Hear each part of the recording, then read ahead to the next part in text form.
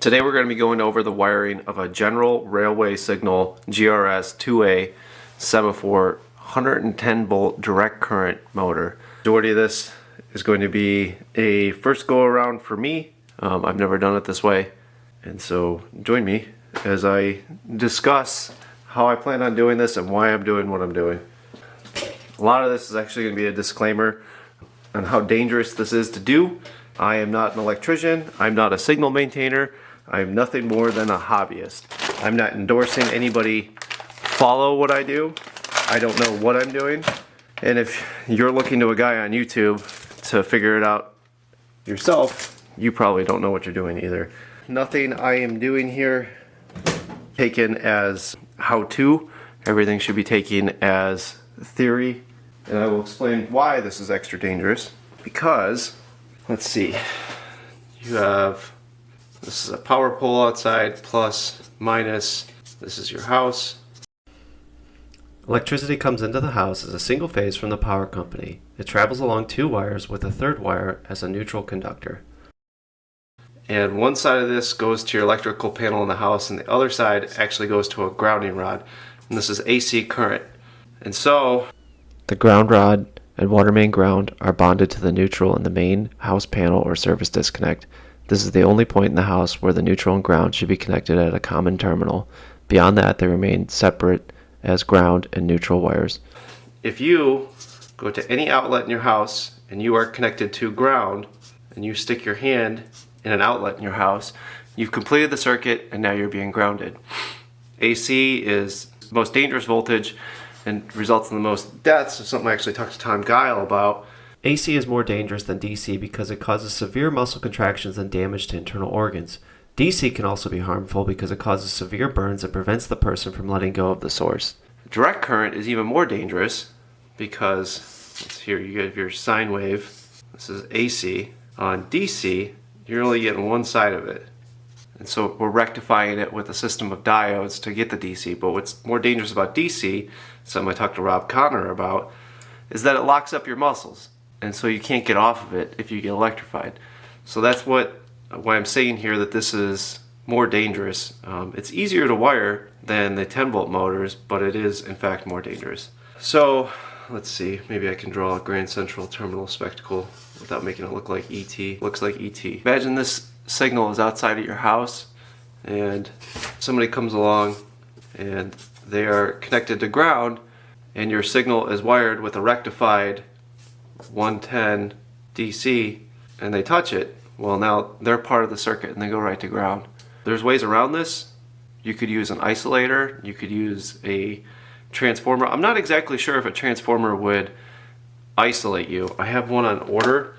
But what I'm doing is rectifying, and when you rectify AC, if you get between ground and the current, you're going to get lit up. And so that's why what I'm saying, you got to be really careful with what you're doing here today, or what I'm doing here today. You might get to see me get lit up on camera. Alright, so I'm going about this a little different than how most people wire these. Let me get this stuff out of the way. I'm doing this to potentially future-proof this video. So I'm wiring it a specific way and I'm going to rectify the voltage twice. Let's AC power. This is the bottom of a 2-pole 3-position switch. I think that's these right here. These switches are expensive, they're like $10 a piece. But they're worth the money because you need them anytime you're dealing with a GRS 2A Semaphore.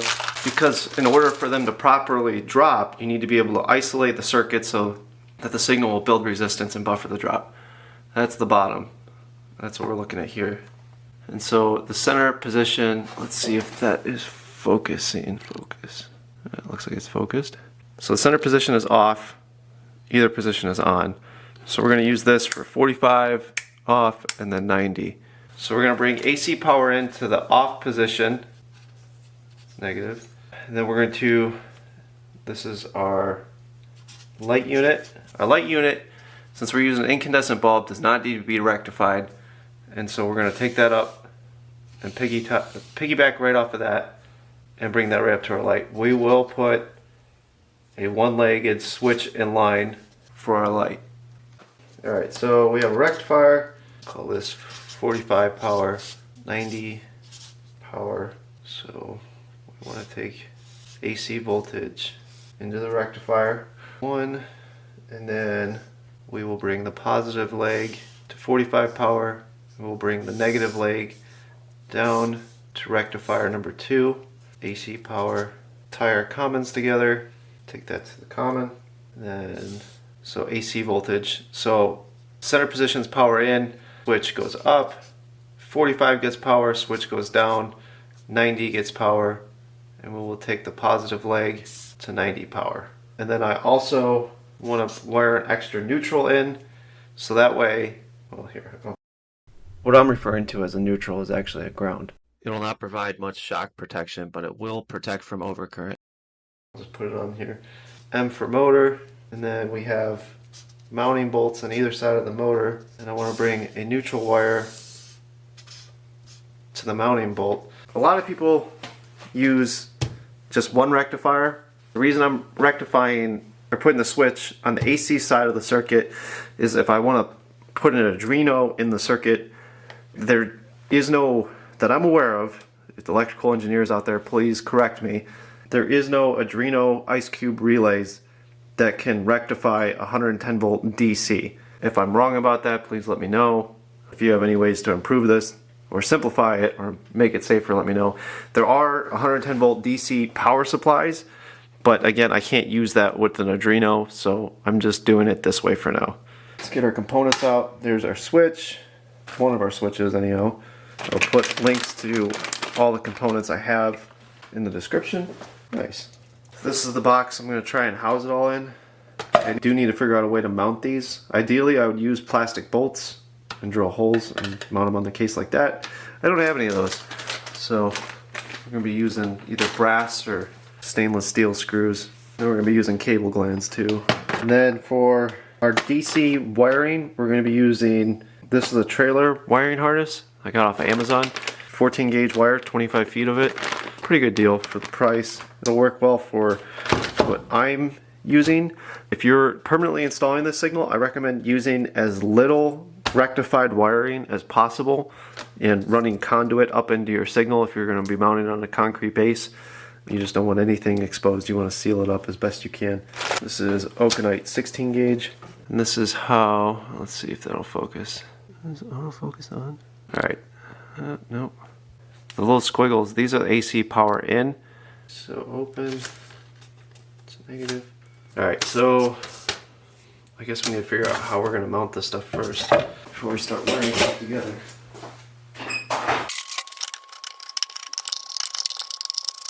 Upon opening this box, I discovered, I didn't know it had these, that it has these two recesses here to where I'll be able to mount my rectifiers nicely, and then they'll stay insulated within the box. So hopefully that saves headache in the future. This gasket does not, that comes with it, is not very great. I have my soldering iron warming up, and these inserts are heat set inserts, so you use a soldering iron to melt the plastic and shove them in. While that's warming up, put the leads on my switch here. Heat shrink, not big enough. That's not big enough. Alright.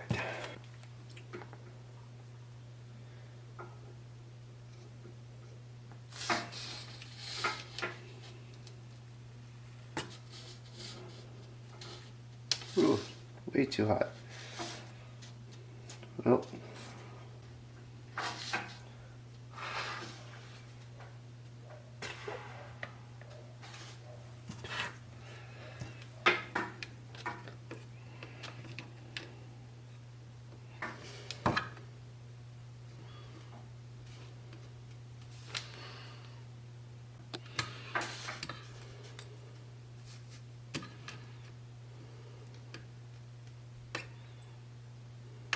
It's not pretty, but it'll work. Be very careful if you're copying how I did that to not melt right through your box. I was not expecting it to go that quick. Alright, so those, so we should mount our switches here and there. Where's my tape? 6 1/4, 3 1/8. So 2 1/2, 2 1/2, 2 3/4, or 1 3/4. is the center. What size do we need? 0.45, 0.46. Alright, just a 1/2 inch drill bit. Well, that made a mess. This side of here. Alright, that's pretty cool. Don't need these anymore. Sharpie cap. Don't need these anymore. These can get moved out of the way. Alright, so we don't need much wire going from here to there. There's 1 leg, 2 leg.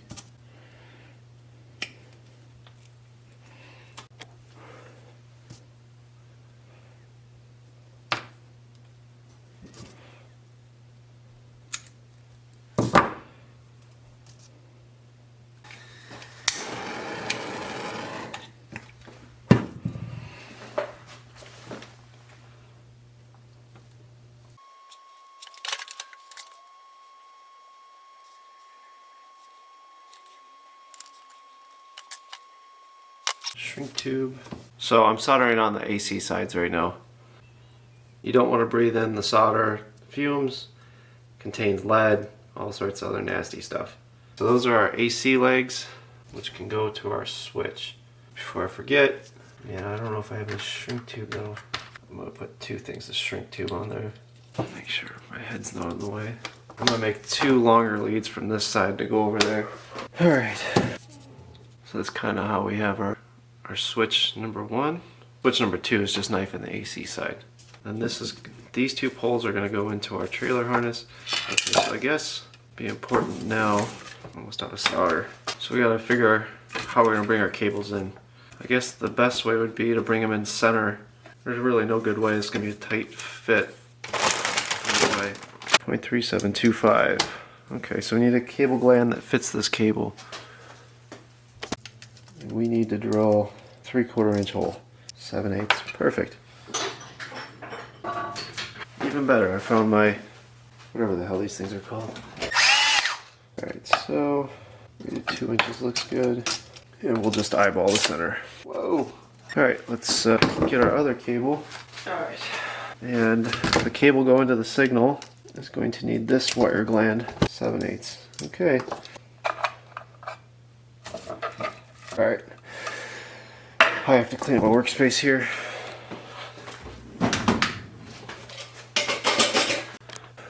Bring this guy back. I don't know a good way to split this wire. It doesn't have a pull thing in it.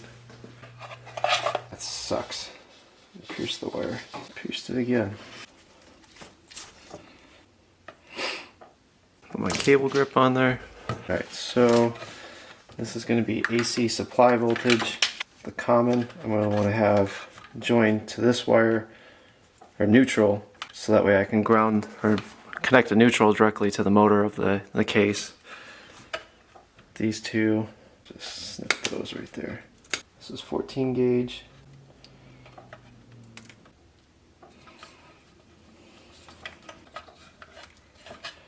This wire is going to make it awkward. If you ever think something's easy, try and film it. Or explain it to something else, or somebody else.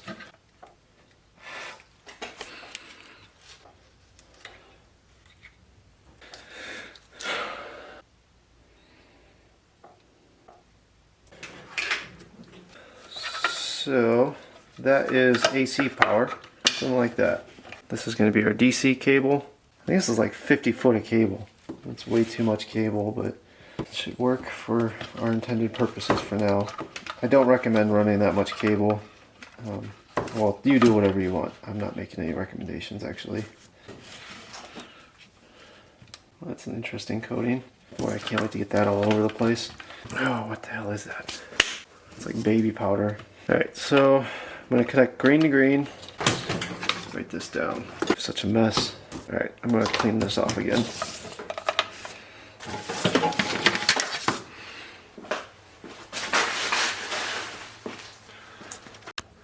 So we're going green to green. One of these guys on there too. We have green. Let that cool down. And then we need to wire our commons together. I guess I should have done this sooner. I guess if I heat shrink some of the stuff, it might make it simpler. Alright, let me go get my heat gun. Darn. Knew I was waiting to do that. Gotta tie my AC switch into there. That's why we have movies. So I have one leg of the switch wired in here. I had to desolder this and take the heat shrink off. That's the white. Make the red the other side of the AC. So this will always be. Come on. That is ugly. Alright. Don't be like me. Follow your diagram. Still hot. Wow.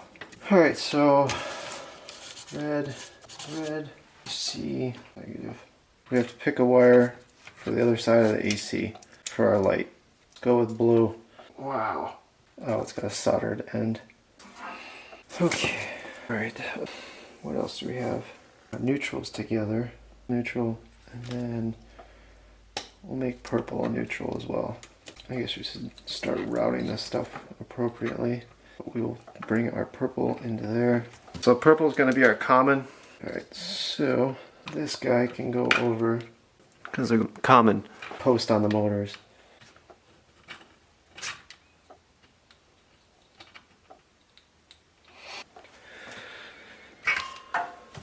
If I shrink down over, I probably should have trimmed down that. Oh well. Let's see here. So purple. Let's go white 90, yellow 45. So we have one unused wire, gray.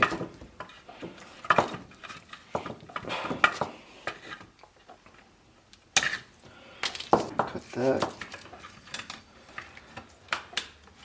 We can mount our rectifiers. Alright, there's one mounted. I should have cut down that blue wire.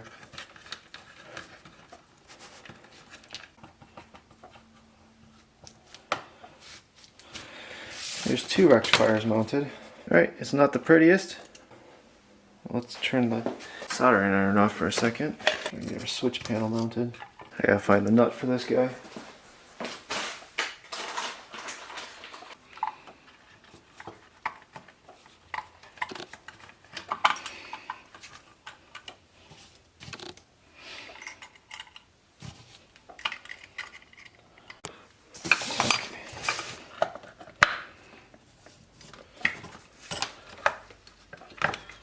Alright, that's a tight fit.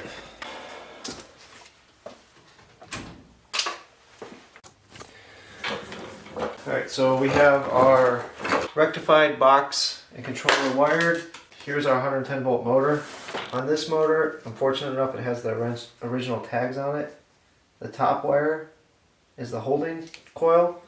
Top's holding coil. This is the feed coil in the middle, and this is common.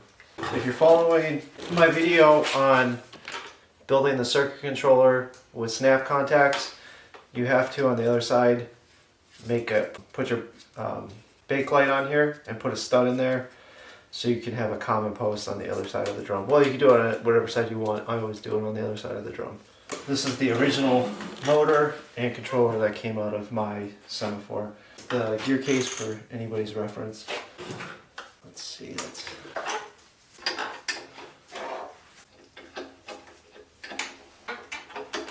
Alright, I'm only going to tighten down one motor bolt. So the other one I'm going to use for the neutral. Alright, let's find the end of my cable here. And that didn't work. Make a good old mess. Fantastic. Alright, so I need enough wire to go up to the light unit. This should be good. What a mess.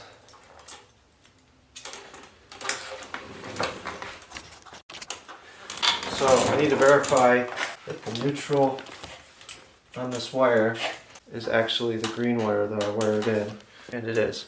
Alright, so the green wire I'm going to have come down, and because I don't have this permanently installed, I'd just ground the case of the signal, but since this is on a cart, I'm running a ground wire to the ground bolt of the motor to try and prevent me from getting lit up.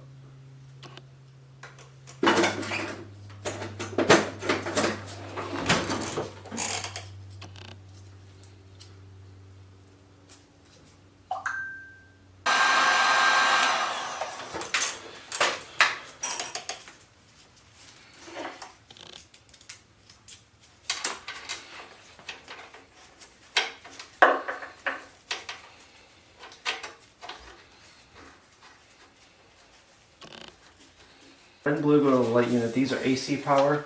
Well, that solves that. That's not going to get us very far. I wanted to avoid that.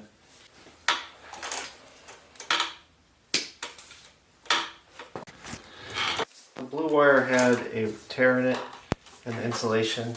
I was planning on running these just up to the light temporarily. I don't have the appropriate wire.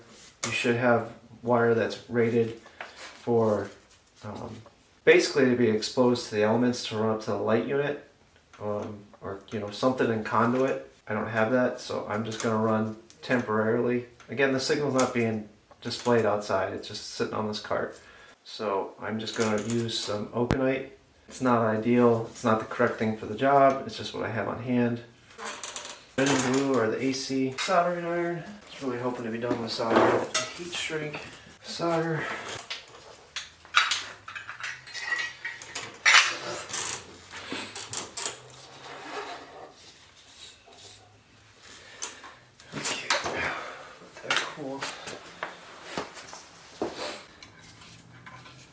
These are by far the worst lamp units of any signal ever.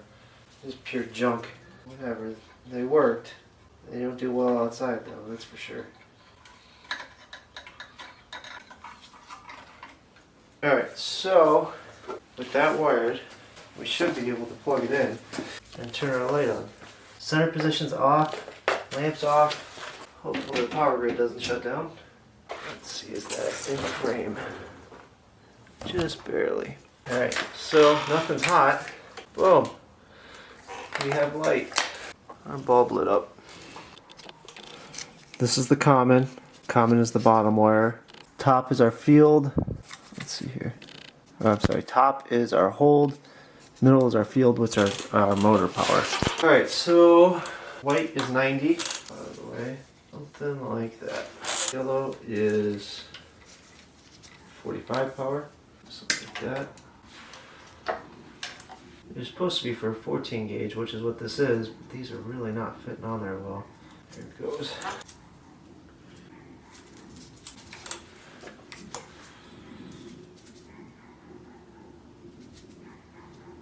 Alright, white goes here.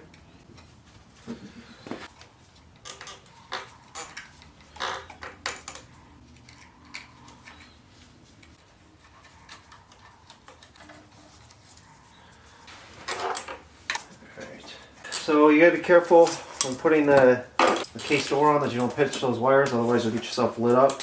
Plug this guy in. Alright, the light's off. You guys can't see the control box. Signal's in the center position. Everything's off. Let's see if anything's hot. Turn our light on.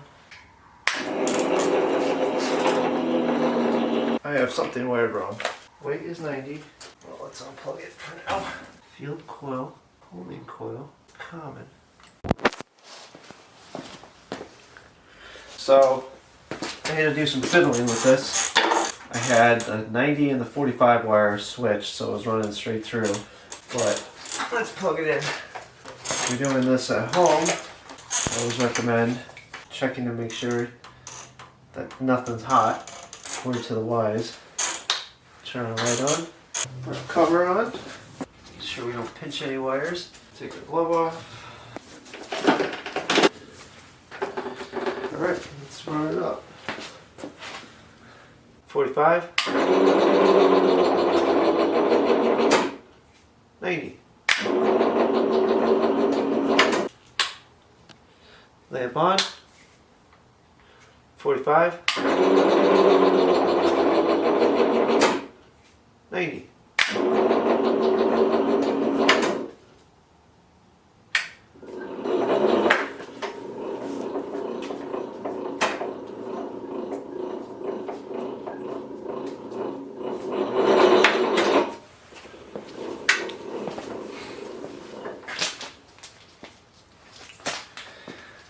And that's how you wire a 110 volt DC Semaphore.